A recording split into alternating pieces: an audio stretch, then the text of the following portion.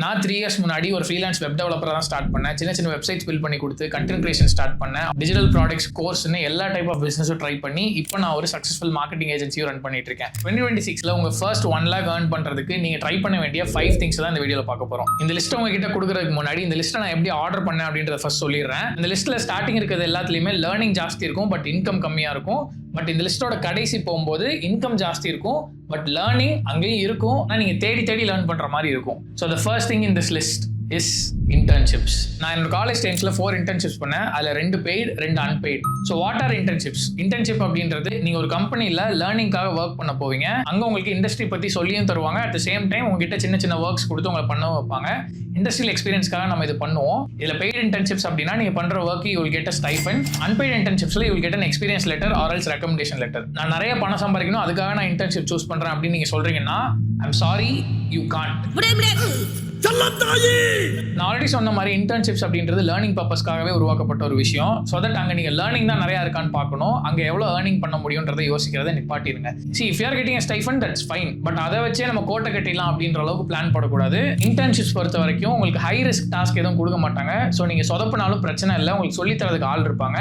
And industry people கூட work பண்றதுனால you will get industrial experience as well. Comparing to internships நான் சொல்ல போகிற ரெண்டாவது விஷயம் is for more better and you learn a lot, and that is freelancing. நான் internship போகிறதுக்கு முன்னாடி ஃப்ரீலான்சிங் தான் பண்ணிட்டு இருந்தேன். அப்புறம் ஏன்டா இன்டர்ன்ஷிப் போனேன் அப்படின்னு கேட்கறதுக்கு முன்னாடி என்னோட காலேஜில் இன்டர்ன்ஷிப்ஸ் போகணுன்றது மேண்டேட்டரியாக இருந்துச்சு. அட் த சேம் டைம் எனக்கும் இண்டஸ்ட்ரியல் எக்ஸ்பீரியன்ஸ் வேணுன்றதுக்காக I chose internships as well. But ஃப்ரீலான்சிங்ன்றது எனக்கு வைட் வெரைட்டி ஆஃப் ஆப்பர்ச்சுனிட்டிஸ் கொடுத்தது. அண்ட் என்னோட கம்ஃபர்டபிள் டைமில் ஒர்க் பண்ணுறதுக்கும் எனக்கு அது ஹெல்ப்ஃபுல்லாக இருந்துச்சு. ஃப்ரீலான்சிங் பொறுத்த வரைக்கும் people do this one major mistake, trying to do what others do. நீங்களும் அதே மாதிரி அதே டெய்லர் அதே வாடகை. எல்லாரும் ஒரு விஷயம் பண்றாங்கன்றக்காக அதவே தான் நீங்களும் ஃப்ரீலான்சிங் சர்வீஸாக ப்ரொவைட் பண்ணணும் அவசியம் கிடையாது. பல பேருக்கு இன்னும் ஃப்ரீலான்சிங்னா என்னன்னே தெரியாம இருக்கு. ஃப்ரீலான்சிங் அப்படின்றது உங்ககிட்ட இருக்கிற ஒரு ஸ்கில்ல சர்வீஸாக ப்ரொவைட் பண்றது. அது எப்பவுமே ஒரு வெப்சைட் டெவலப்மெண்ட்டாவோ வீடியோ எடிட்டிங்காவோ இல்லை ஃபோட்டோகிராஃபி இல்லை வீடியோகிராஃபியாக தான் இருக்கணும்னு அவசியமே கிடையாது. It can be any skill. Online tutoring, copywriting, content writing. AI வந்துருச்சு, இப்போலாம் யார் காப்பி ரைட்டிங் பண்றா, ஏஐ வந்துருச்சு, யாரெல்லாம் கண்டென்ட் ரைட்டிங் பண்றா அப்படின்னு கேட்கறதுக்கு முன்னாடி I own a damn agency and I am saying we don't recommend AI generated content in our company. See, I'm not against AI. இப்போ நீ AI யூஸ் பண்ணி கண்டென்ட் எழுதலாம், AI யூஸ் பண்ணி வீடியோ எடிட் பண்ணலாம், AI யூஸ் பண்ணி images generate பண்ணலாம். But nothing comes closer to an expert. அந்த level of expertise attend பண்ணோம் அப்படின்னா உங்களுக்கு ஃப்ரீலான்சிங் ஒரு பெட்டர் சாய்ஸாக இருக்கும். ஏன்னா இதில் நீங்கள் இன்டர்ன்ஷிப்ஸை கம்பேர் பண்ணும்போது ரிஸ்க் ஜாஸ்தி. ஏன்னா you will be handling an entire project or at least a task of an important project. And அதனாலேயே ஃப்ரீலான்சர்ஸை பீப்புள் அவ்வளோவா ட்ரஸ்ட் பண்ண மாட்டாங்க. இந்த ட்ரஸ்ட்டை கொண்டு வரதுக்கு you need something called portfolio. Sir file sir file வேணும். 12th ஃபெயில் உனக்கு ஒரு ஃபைல். போர்ட்ஃபோலியோன்றது ஒரு வெப்சைட்டாக தான் இருக்கணும்னு அவசியம் இல்லை. You can also share a drive link. But ஒரு வெப்சைட்டாக இருந்தால் ட்ரஸ்ட் ஃபேக்டர் ஜாஸ்தி இருக்கும். ஸ்க்ரீனில் தெரியுற இந்த டூல்ஸ் எல்லாம் யூஸ் பண்ணி நீங்கள் ஃப்ரீயாக போர்ட்ஃபோலியோ வெப்சைட் பில்ட் பண்ணிக்கலாம். ஸ்க்ரீன்ஷாட் எடுத்துக்கோங்க. ஃப்ரீலான்சிங் பொறுத்த வரைக்கும் ஒரு மேஜர் ப்ராப்ளம் இருக்கு, getting clients. as I said before, நான் ஒரு வெப் டெவலப்பர் தான் ஸ்டார்ட் பண்ணுறதுனால என்னோட ஃப்ரெண்டோட ஒரு ஷாப்புக்கு நான் ஒரு சிம்பிள் லேண்டிங் பேஜ் தான் பண்ணி கொடுத்தேன். I charge around 8,000 for that landing page. அப்போ எனக்கு நான் ஏதோ ஃப்ராட் வேலை பண்ற மாதிரி எனக்கு ஃபீல் ஆச்சு. ஏன்னா ஒரு சிம்பிள் லேண்டிங் பேஜ்க்கு எதுக்கு 8,000 பே பண்றாங்க அப்படின்னு எனக்கு அப்போ புரியல. பட் இண்டஸ்ட்ரியில அதுக்கு ரெக்யர்மெண்ட் ஜாஸ்தி இருக்கிறதுனால தான் பீப்புள் ஆர் பேயிங் சச் மணின்னு எனக்கு தெரிஞ்சது. அப்போ இன்னைக்கும் நிறைய ட்ரெடிஷனல் பிசினஸ் வெப்சைட் இல்லாமல் இருக்காங்க. அவங்களை நீங்க டேப் இன் பண்ணீங்கனாலே web developers can make shit ton of money. In fact கோடிங்கே தெரியலனாலும் ஸ்க்ரீனில் தெரியுற இந்த AI டூல்ஸ் யூஸ் பண்ணி you can make landing pages for different brands. And client acquire பண்றதுக்கு ஒரு சின்ன ஹேக் சொல்றேன், Google Maps. Google Maps use பண்ணி நான் எப்படி கிளைண்ட் அக்வயர் பண்ணுவேன் அப்படின்னா, கூகுள் மேப்ஸில் போயிட்டு உங்களுக்கு என்ன மாதிரி கிளைண்ட்ஸ் வேணும். ஃபார் எக்ஸாம்பிள் இப்போ ரெஸ்டாரண்ட்ஸ்க்கு நான் வெப்சைட் பண்ண போறேன் அப்படின்னா I search for restaurants near me. எனக்கு ஒரு certain number of restaurants list out ஆகும். அவங்களோட ரெஸ்டாரண்ட்ஸ் எல்லாத்துலேயுமே வெப்சைட் இருக்கான்னு பார்ப்பேன். வெப்சைட் இல்லை அப்படின்னா ஒரு சிம்பிள் லேண்டிங் பேஜ் ஒன்று பில்ட் பண்ணிட்டு அவங்களோட நம்பர் எடுத்து கால் பண்ணி கோனே பாஸ்டா கானே நேரில் போய் அவங்களுக்கு அந்த சைட்டை காட்டுவேன். இல்லை வாட்ஸ்அப் நம்பர் கிடைச்சதுனாலும் அவங்களுக்கு அந்த சைட்டை ஒரு பிடிஎஃபாவோ இல்லை ஒரு லிங்காவோ ஷேர் பண்ணிடுவேன். அவங்க அதை பார்த்துட்டு அதை அப்ரூவ் பண்ணாங்கன்னா they can buy it. இல்லைனா அதவே இன்னொரு ரெஸ்டாரண்ட்டுக்கு டெம்ப்ளேட்டாக யூஸ் பண்ண ஆரம்பிச்சிருவேன். This is a strategy I followed to get my clients using Google Maps. இதே மாதிரி ஒவ்வொரு நீஷ்க்கும் ஒவ்வொரு டைப் ஆஃப் ஹேக் இருக்கு கிளைண்ட்ஸ் எடுக்கிறதுக்கு. மோஸ்ட் ஆஃப் தி காமன் நீஷஸ்ல எப்படிலாம் கிளைண்ட்ஸ் அக்வயர் பண்ணணும்னு தெரிஞ்சுக்கணும்னு நினைச்சீங்கன்னா அந்த வீடியோ வேணும் அப்படின்னா எனக்கு கமெண்ட்ஸ்ல சொல்லுங்க. I'll try to make a separate video for acquiring clients in various niches of freelancing. இதை தாண்டி client onboarding, on time delivery, skill enhancement நிறைய விஷயம் ஃப்ரீலான்சிங்ல இருக்கு. இது எல்லாமே அந்த வீடியோல நான் சொல்றேன். ஆனால் ஃப்ரீலான்சிங்கில் இருக்க ஒரு சின்ன பிரச்சனை என்ன அப்படின்னா ரொம்ப நாளைக்கு நீங்கள் ஃப்ரீலான்சராகவே இருக்க முடியாது. You have to choose some damn path to scale up. Freelancing பொறுத்த வரைக்கும் நீங்கள் சூஸ் பண்ணுற நீஷை பொறுத்து நீங்கள் 5,000 இருந்து 5 crores வரைக்கும் ரெவன்யூ பார்க்கலாம். 1 கோடி நீ பார்த்த எந்த கிளைண்ட், எந்த ஜியாகிரபி அண்ட் என்ன நீஷ் சூஸ் பண்றீங்கன்றதை பொறுத்து. ஃப்ரீலான்சிங் அடுத்து நான் சொல்ல போற இந்த மூணாவது விஷயம், most of the people are doing it right now. You can also try it right now and that is content creation. யூடியூப்ல வீடியோ போட்டு ரெவன்யூ சம்பாதிக்கிறத பத்தி நான் பேசல, இன்ஸ்டாகிராம் கான்டென்ட் பத்தி பேசிட்டு இருக்கேன். Creating short form contents is one of the best way to start a personal brand, build a community, get brand promotions and start selling products or courses.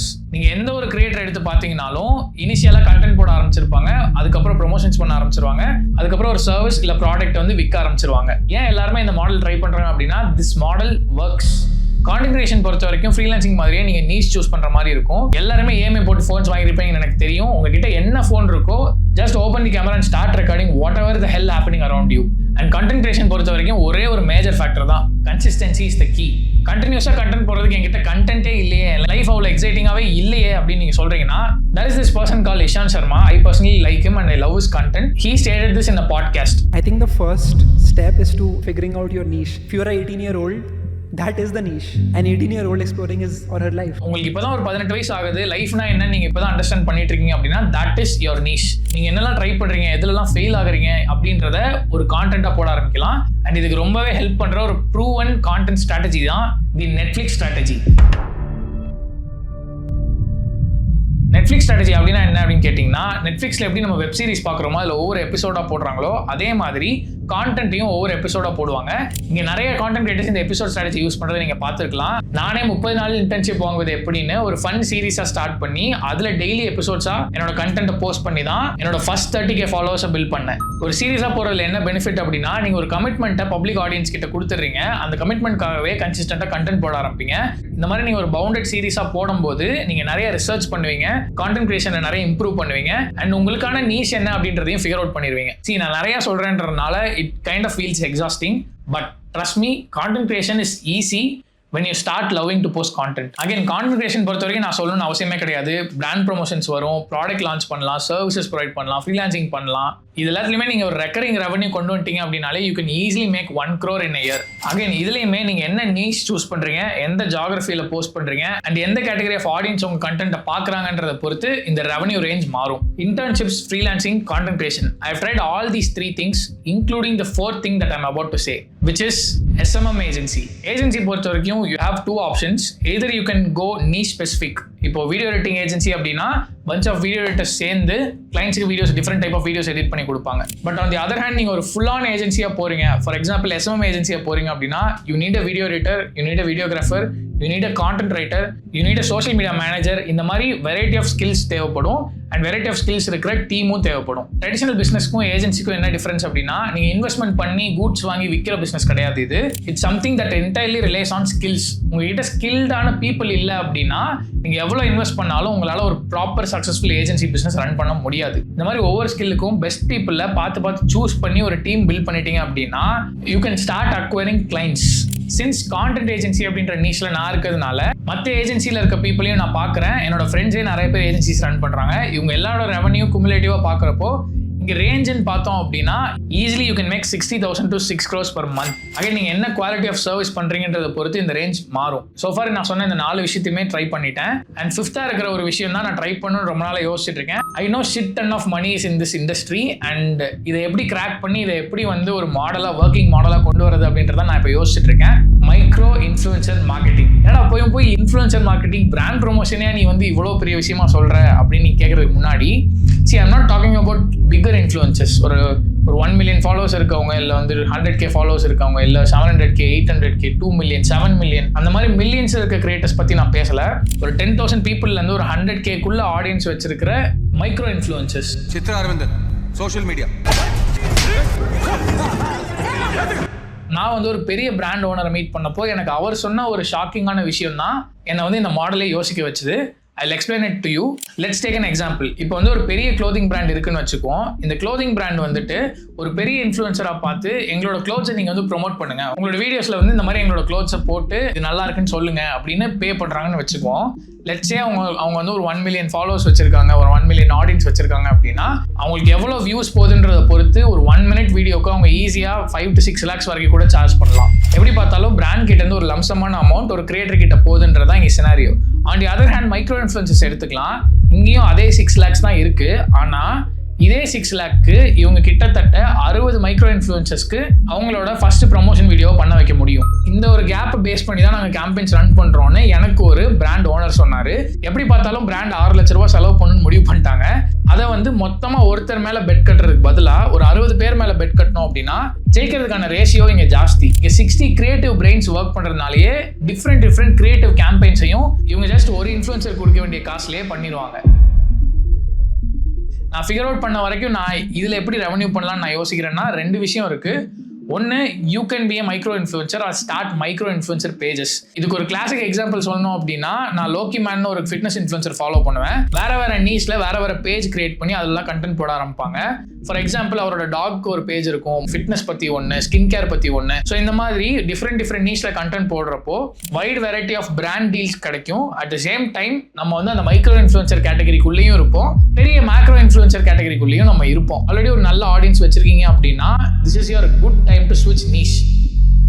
இதுல இன்னொரு விதமா எப்படி ரெவன்யூ பார்க்கலாம் அப்படின்னா நீங்க ஒரு மைக்ரோ இன்ஃப்ளூயன்சர் ஏஜென்சி ஸ்டார்ட் பண்ணலாம்.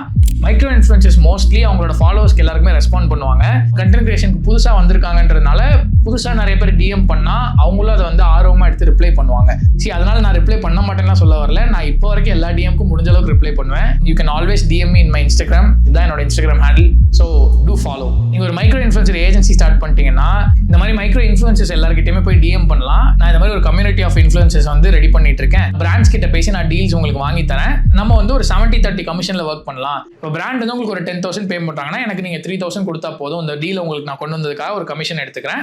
But அந்த டீலிங் எனக்கு ரொம்ப பிடிச்சிருந்துச்சு, ஒத்துக்கிட்டேன். இது ஒர்க் அவுட் ஆகும்னு நான் ஏன் சொல்றேன் அப்படின்னா மைக்ரோ இன்ஃப்ளூயன்சர்ஸ்க்கு எப்படி பிராண்ட் ப்ரொமோஷன் பண்ணணுன்ற ஐடியாவே இருக்காது, அண்ட் எப்படி பிராண்ட் அப்ரோச் பண்ணணும்னு அவங்களுக்கு தெரியாது. அந்த சர்வீஸை நீங்க ப்ரொவைட் பண்றதுக்கு ஒரு ஃபீயா தான் அவங்க கிட்ட இருந்து கமிஷன் எடுத்துக்கிறீங்க. இதுல இன்னொரு ஹேக் என்ன அப்படின்னா நீங்க ரெகுலரா இந்த மாதிரி பிராண்ட் டீல்ஸ் பண்ணி கொடுத்துட்டு இருக்கீங்க அப்படின்னா நீங்க பிராண்ட்ஸ் கிட்ட இருந்து கமிஷன் வாங்க ஆரம்பிச்சிடலாம். அப்ப நம்ம காட்டையும் கொடுக்குறோம் கோட்டையும் கொடுக்குறோம். ஒரு பிராண்டுக்கு ஒரு கேம்பெயின் ரன் பண்ணோம் அப்படின்னா டக்குன்னு உங்ககிட்ட வந்து கேட்குற மாதிரி நீங்கள் ஒரு ஏஜென்சியாக வச்சிருந்தீங்க, இந்த மாதிரி ஒரு இன்ஃப்ளூயன்சர் வேணும், இவ்வளோ ஃபாலோவர்ஸ் இருக்கணும், இவ்வளோ வியூஸ் இருக்கணும், இந்த நீஷ்ல இருக்கணும் அப்படின்னு கேட்குறாங்கன்னா அதை கேட்டகரைஸ் பண்ணி எடுத்து தரதுக்கு நீங்கள் அவங்க கிட்ட இருந்து ஒரு கமிஷன் வாங்கலாம். So easily you can charge 3,000 to the brand and 3,000 to the influencer. So totally you will make 6,000 just by connecting both of them. But I think நம்ம brand dealsையும் தாண்டி influencer community இல்ல ஒரு சர்வீஸ் ப்ரொவைட் பண்ற ஒரு certain community, for example video editing community, content writing community, videography community, web developer community, இந்த மாதிரி communities சின்னதாக build பண்றதுனால ஷேர்டு சர்வீசஸ் கொடுக்க முடியும். ஆப்பர்ச்சுனிட்டி கிடைக்காத பீப்புள் கூட அந்த கம்யூனிட்டியில் இருக்கிறது மூலமா உங்களுக்கு ஆப்பர்ச்சுனிட்டி கிடைக்கிறதுக்கு சான்ஸ் இருக்குன்றது என்னோட ஒரு பிலீஃப். ஸோ அதனால தான் I'm trying to build this freelancing community. என்னோட இன்ஸ்டாகிராம் கான்டென்ட் எடுத்து போய் பார்த்தீங்க அப்படின்னா ரொம்ப வெர்சடைலாக இருக்கும். சில டைம் கோடிங் பற்றி பேசிட்டு இருப்பேன், சில டைம் கேஜெட்ஸ் பற்றி பேசுவேன், சில டைம் ஃபுட்டு பற்றி பேசுவேன், சில டைம் ஃபிட்னஸ் பற்றி பேசுவேன். ஏன் இந்த மாதிரி நான் டிஃப்ரெண்ட் நீஷ்ல வந்து கான்டென்ட் போஸ்ட் பண்ணுறேன் அப்படின்னா எனக்கு வந்து பிராண்ட் டீல்ஸ் இம்பார்ட்டன்ட் கிடையாது. இப்போ ஃபார் எக்ஸாம்பிள் யாராவது வந்து என்கிட்ட ஒரு சர்வீஸ் கேட்குறாங்க, ஒரு ஹெல்ப் கேட்குறாங்க அப்படின்னா என்னால் அதை செய்ய முடியாதுன்னு என்னால் சொல்ல முடியாது. ஏன் அப்படின்னா I will definitely know someone who can do that task and அவங்களுக்கும் ஆப்பர்ச்சுனிட்டிஸ் கொடுக்கறது என்னால் கொடுக்க முடியும். அண்ட் இந்த ரீசனுக்காக தான் சொல்கிறேன், you should subscribe to my channel and you should follow me because I'll be knocking your door with a goddamn opportunity. With that being said, this is Krish signing off from the STB show. Watch STB, you'll never know.